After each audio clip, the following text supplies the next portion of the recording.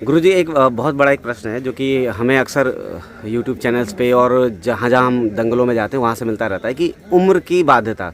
लोग ये कहते हैं कि साहब हमारी तो उम्र हो गई है, लेकिन हमें जो है हमारे मन में चस्क है कुश्ती करने की, सीखने की।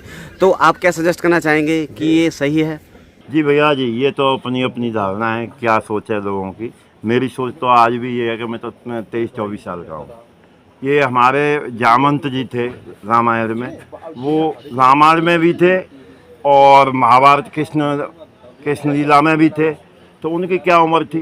कृष्ण लीला में तो बुढ़े थे, कौन बुढ़ा कह रहा है, वो कृष्ण भगवान से डायरेक्ट उनकी लड़ाई हुई थी। भीष्म पितामह थे, उनको देखो कितने दिन वो जिए और कितने, और पूरे महाभारत में उनसे बड़ा कोई योद्धा नहीं था।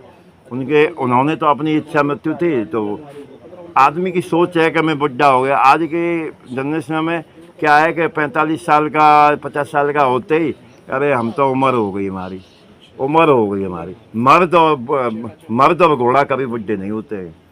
ये सोच है आदमी की। सोच लिया क्या है, तुम्हारी सोच क्या है, हमें क्या मतलब है। हमारी सोच ये है कि हम तो बुढ़े नहीं हैं।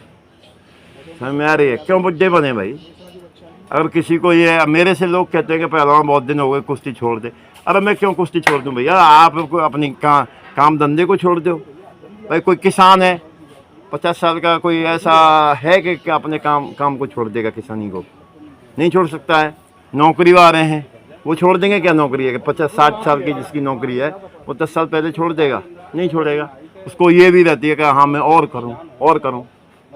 ठीक है, हमारा शरीर है, हम अपने शरीर को फिट रख रहे हैं, हम कर रहे हैं। तो मैं तो यही धारणा है कि अपने ऊपर जो सोच है उसको आगे हटाओ और अपनी जीवन लीला को आगे बढ़ाओ।